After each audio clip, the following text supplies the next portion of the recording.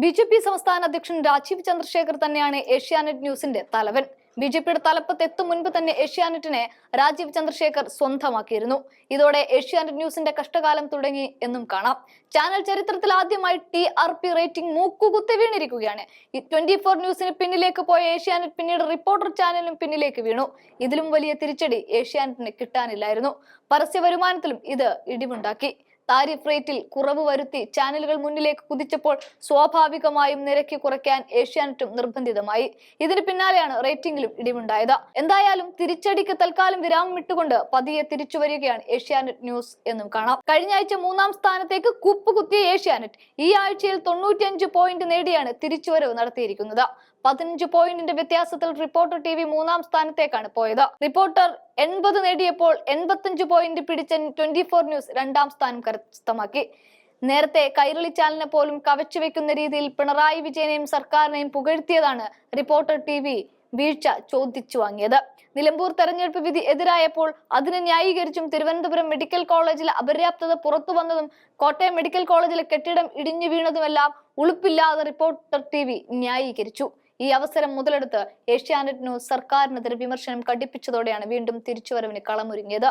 ആരോഗ്യ മേഖലയിലെ വീഴ്ചകൾ പുറത്തു വന്ന കഴിഞ്ഞ ആഴ്ച ഏഷ്യാനെറ്റ് ആഘോഷമാക്കിയ സർക്കാർ വിരുദ്ധ വാർത്തകളാണ് നഷ്ടപ്രതാപം തിരിച്ചുപിടിക്കാൻ സഹായിച്ചത് എന്നാണ് വിലയിരുത്തല്. തൊട്ടു മുൻപത്തെ ആഴ്ചയിൽ നിലമ്പൂർ വോട്ടെണ്ണൽ ദിനത്തിൽ യൂട്യൂബ് വ്യൂസിൽ അടക്കം ഏഷ്യാനെറ്റിന് വൻ ഇടിവാണ് ഉണ്ടായിരുന്നത്.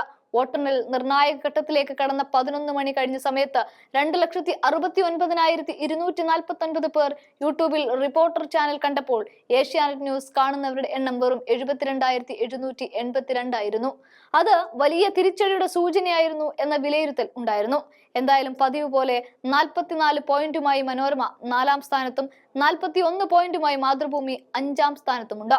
നിലമ്പൂർ ഉപതെരഞ്ഞെടുപ്പ് ഫലം ഉൾപ്പെടെ പുറത്തുവന്ന ആഴ്ചയിലെ ബാർക്ക് റേറ്റിംഗ് പട്ടികയിലാണ് ഏഷ്യാനെറ്റ് ന്യൂസ് തിരിച്ചടി നേരിട്ടത്.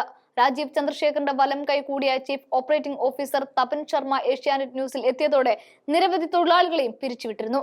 ഇതിന്റെ തുടർച്ചയായ അധികം വൈകാതെ തന്നെ ഏഷ്യാനെറ്റ് വാർത്താ ചാനലിനും കൂട്ടപ്പിരിച്ചുവിടൽ നടത്താൻ നീക്കങ്ങൾ നടത്തുന്ന വിവരങ്ങൾ പുറത്തു വന്നിരുന്നു.